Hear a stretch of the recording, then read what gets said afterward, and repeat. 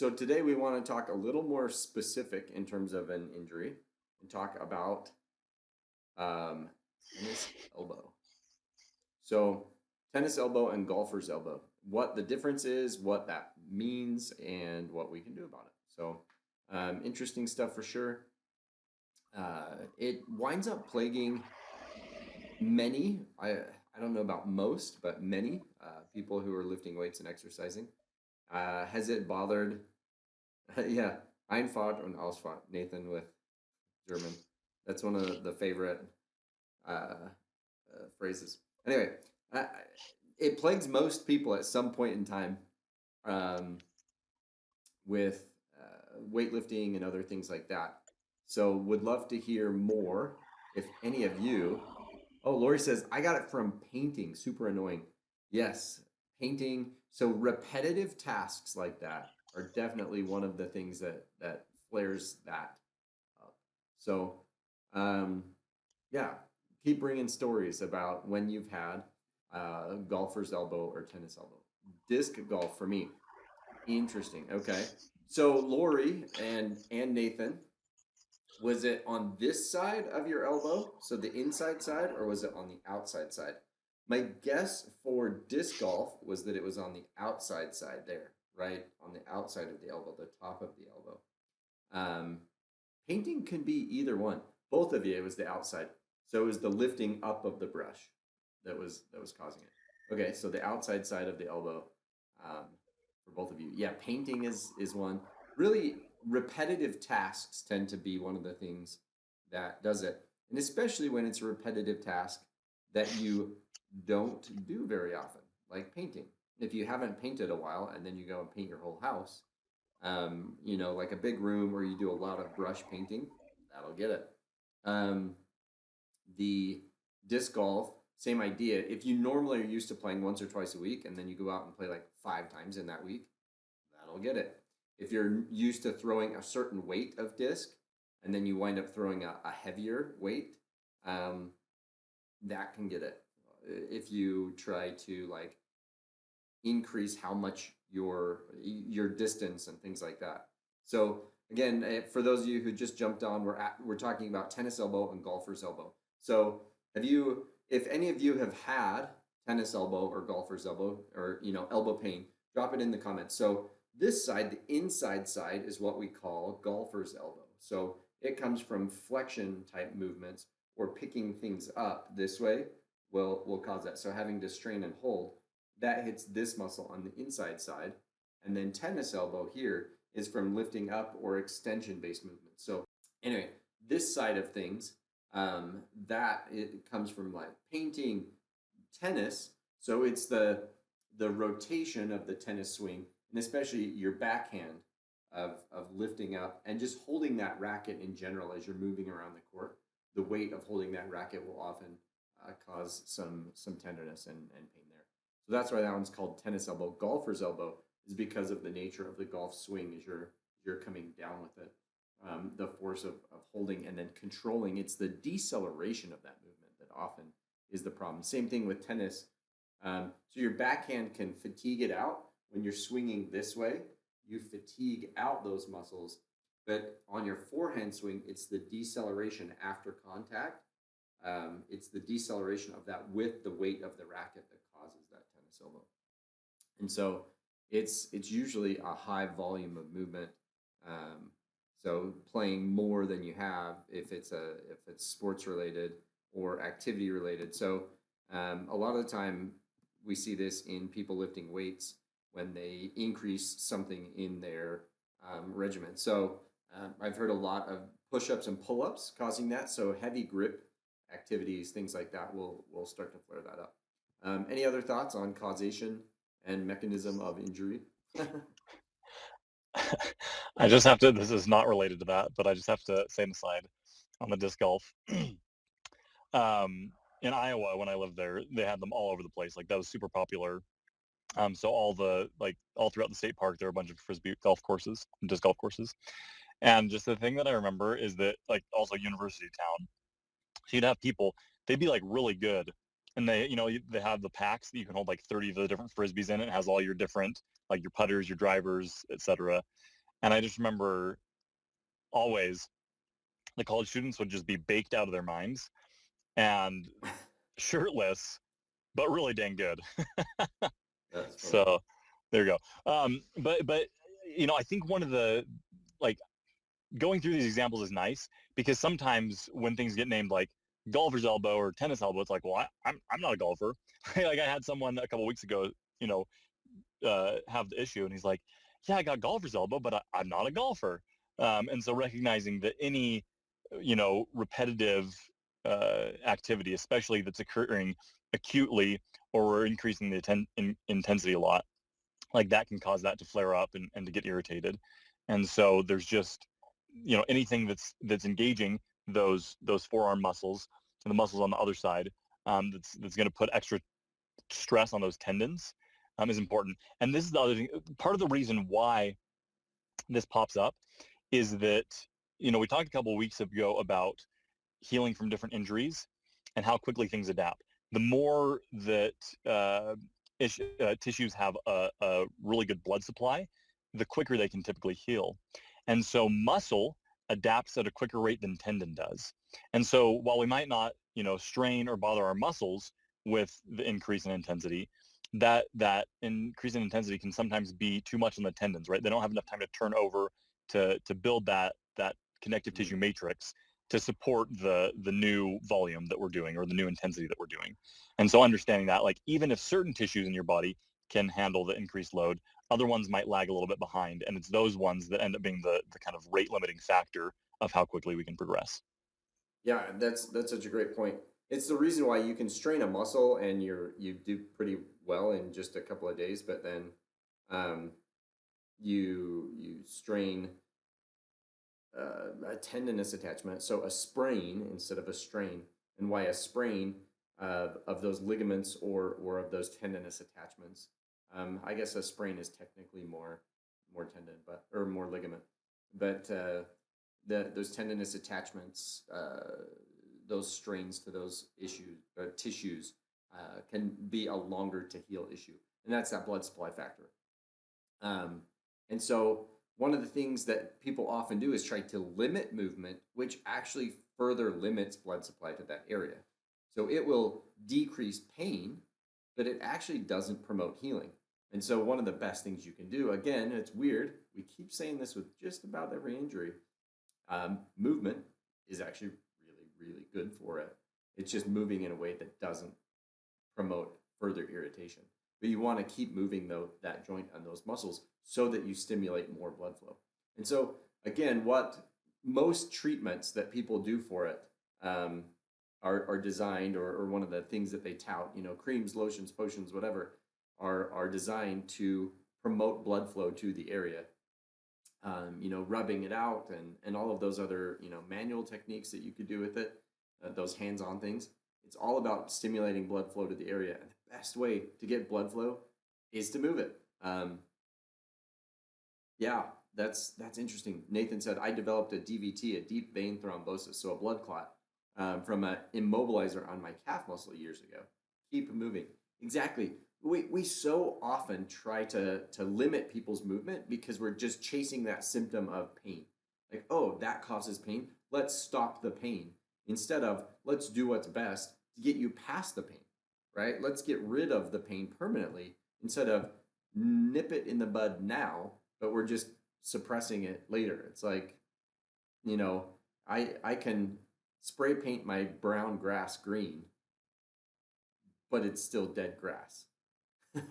um, the, the the idea is let's do what it takes to actually fix the problem, and your pain cycle will actually be shorter in the long run, and you'll be more resilient to not have that happen again. So when you have this type of pain, what are some of the ways that you can limit discomfort while keeping moving? So one of the biggest things you can do is if lifting activities or lowering activities, so using the extensor side of your wrist, so either lowering something down or picking something up, but using this side of the muscle for tennis elbow um, hurts, then you want to use more of an underhand grip. So if I'm weightlifting and I go to pick the weights up off the rack, I want to make sure that I'm not grabbing it like this to pick it up, that I'm actually putting my hand underneath it and picking it up like that, that I'm using an underhand grip instead.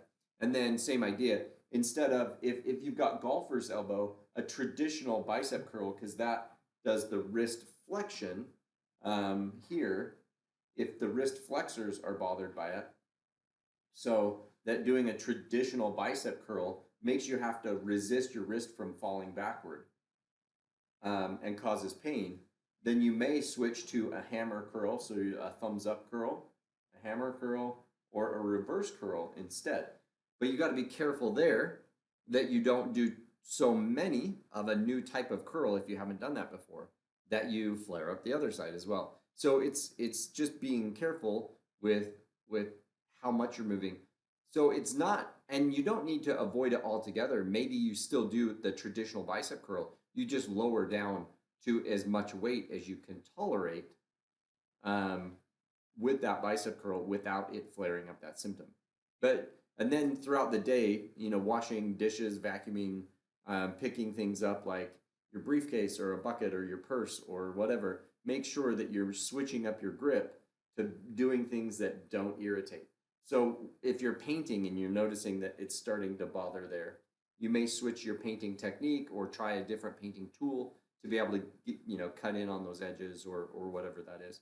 And so um, switching up the way you're loading that tissue can really help decrease the pain and symptoms there.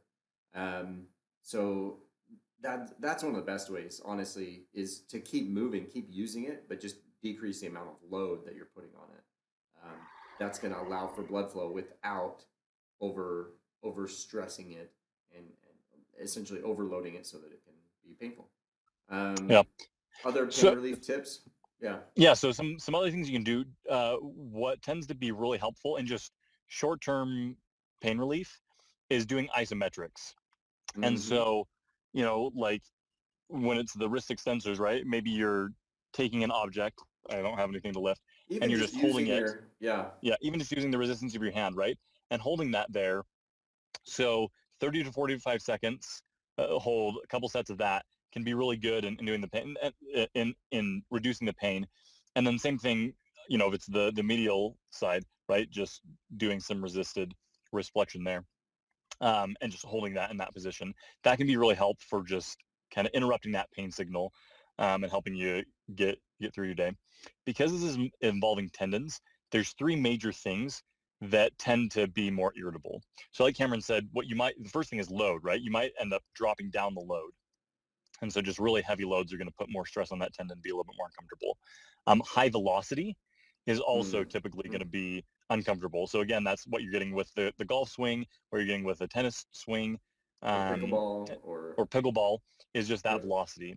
And so again, are there ways that in the short term you can reduce that velocity, or you're just reducing the frequency that you're doing that, right? So if you're playing every 5 days a week, maybe you drop that down short term to give it some relative rest, Right. Or if not absolute reduce rest. the number of hours you're playing, things like that. Yep. And then the third thing is positions where that's compressed. And so you might notice that like so this happened to me the other day, just a little bit on my right arm. I'd been doing a few more uh, some more volume in like triceps, and it just was starting to get a little bit irritated. I went to sleep that night, and I usually kind of like sleep with my arm tucked in, and just compressing that was like not the most comfortable. And so I had to reposition, kind of lay my arm out under a pillow so it was straight, middle of that. And so finding ways to do that, right, at sleep or at rest, that you're just not um, putting a lot of extra pressure on that, because that can be comfortable. And again, those are not things that you need to do forever for the rest of your life. That's just as the irritation comes down, we build each of those things back up, right? Because that's just a part of normal movement, adding load, adding velocity, being in more compressed positions, right? Just as we're moving. And so dose down in the beginning, and then progressively build back up till we can handle the intensity and the volume. Like in this case, the pain is actually a really great guide, because it's not saying that like what you're doing is bad. per se. It's just, hey, we probably need to do this at a little bit slower of a rate, right? We need some more time to adapt, to adjust to this new volume, to adjust to this new activity. And so, that'll help signal you like, oh, okay, there's something that I need to change. And then as you add those changes, then it's easier to figure out, oh, I can add a little bit more of this and I do fine. Now I can add a little bit more of this thing and I'm fine. And you just Right. slowly build back up. Yep. So that's kind of the progression then. If you've got an injury like this, the progression of how to keep moving through it and what are the exercises I need to do is maintain, uh, some amount of volume of movement to deliver blood flow to the area. So keep moving, just decrease the ways in which that movement is painful, and so you're reducing the overall load that keep it moving. And then we want to go to the eccentric or the isometrics that like Mark was talking about, where you can hold a weight in that position, or you can just do wrist. So I like a kind of a manual resistance for this, where you're resisting either this way here or this way here, because you can resist to the level of discomfort, so that you're not pushing into pain, and you kind of hold it at that edge of pain level. So once the pain is decreasing, you can start doing eccentrics. So with this, you'd take like a weight and put it in your hand. You'd help your wrist up with it, and then you'd work just on the lowering down phase, and then you'd help it up and lower it down. You'd often start with like a 3 to 5 pound weight, fairly light, um, just depending on your pain, and then build that up to where you're doing like a 20 pound weight, where you're lifting it up and lowering it down. So we want to eventually build the strength up of that to where it's much more tolerant to resistance, um, and much more tolerant of those repeated movements. So eccentrics are a good one. Another good one is a rotational. So you hold a weight or a hammer, at the end. So there's a lot of rotational force, and you do a rotation. So where you lower it down and then you help it back up, you lower it down and then you help it back up. And so again, with that, we'll often start with an open palm grip, and we'll lower it down, help it back up.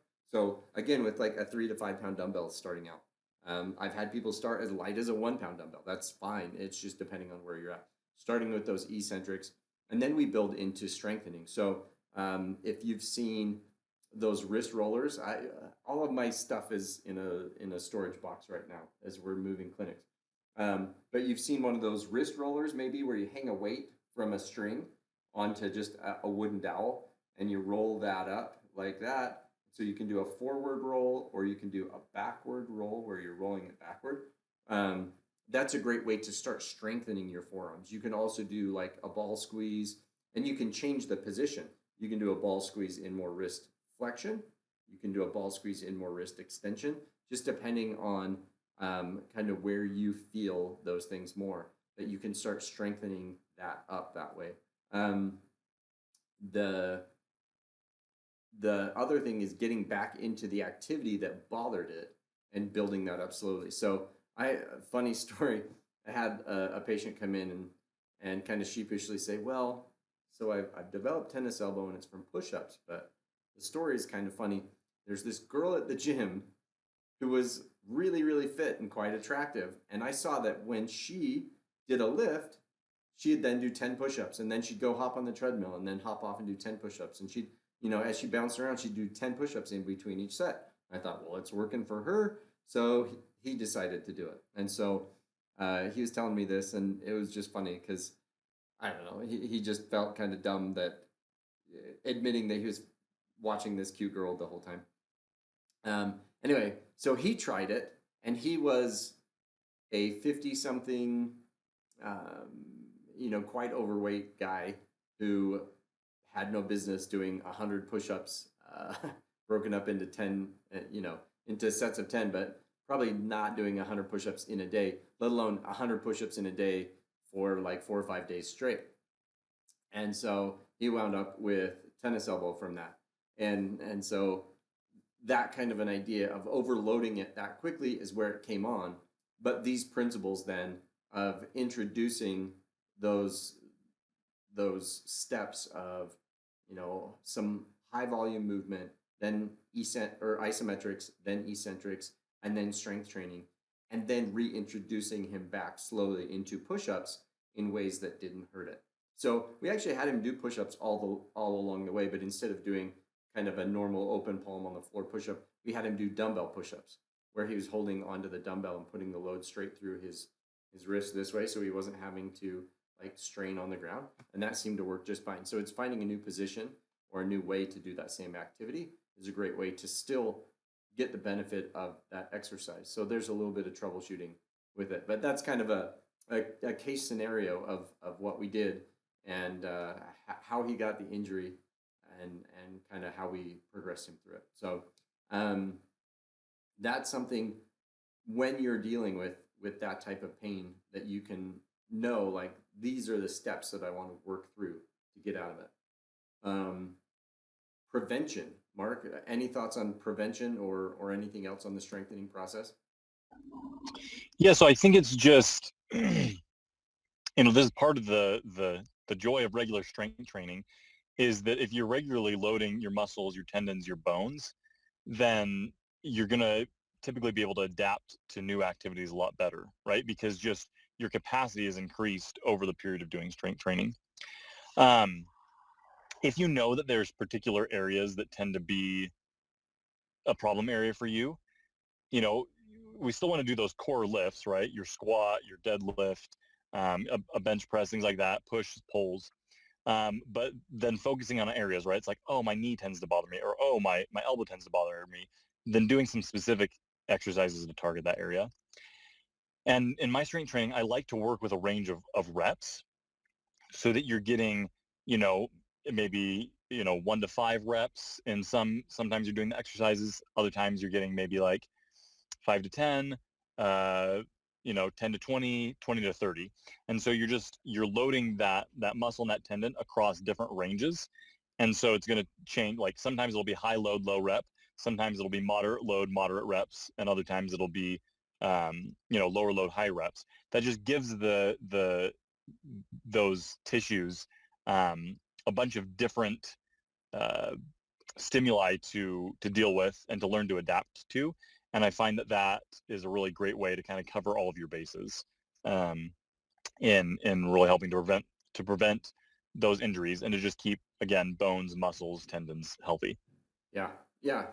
And as far as prevention goes, I guess my one tip is just be aware of activities that, and this is not just for golfer's elbow and tennis elbow, like for pretty much any injury, it's almost always that increase in activity in stressing our body in a new way or in a way that we normally do, but just at a much higher volume. So just be careful in those volume increases when it's like, well, I normally play this sport or activity. I just don't do it 3 days in a row for 2 hours at a time, right? I may play 2 hours at a time, but like 3 times a week instead of 3 days in a row.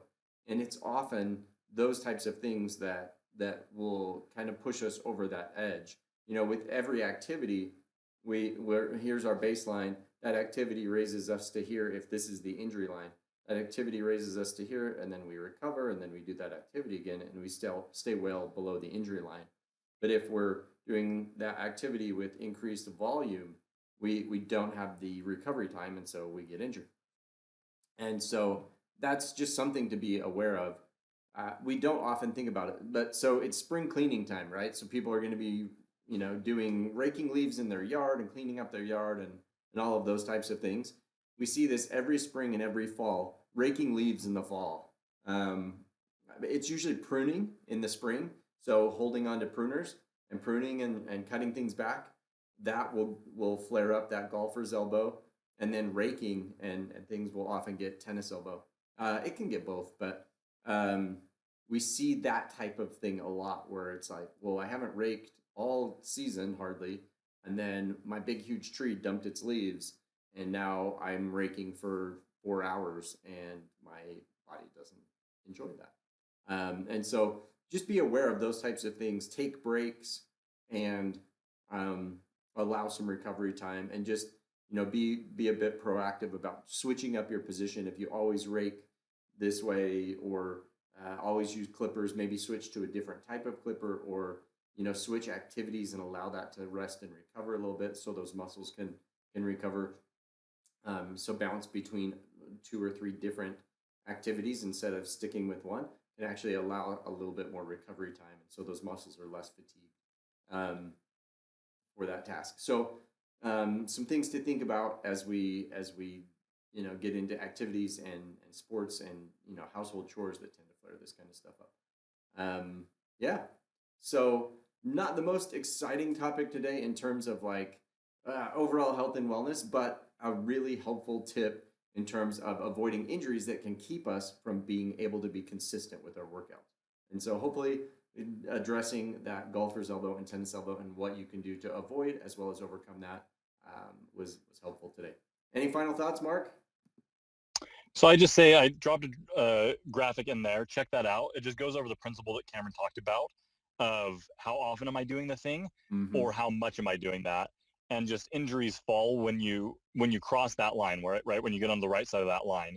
And so just paying attention to what you're doing and making sure that you're staying on the left side of that line. Started to get hot in the car. It did. It did. There you go. It's falling down on my face. That's awesome. Anyway, That works. that's Okay. it. So just that's a nice graphic to kind of use to see like, oh, I want to start a new activity. Okay, how do I make sure that I stay in this zone where I'm improving instead of getting injured? Yep. I love it. Okay. Awesome stuff. Thanks so much for hopping on the call today, everybody. And we look forward to seeing you on the next one.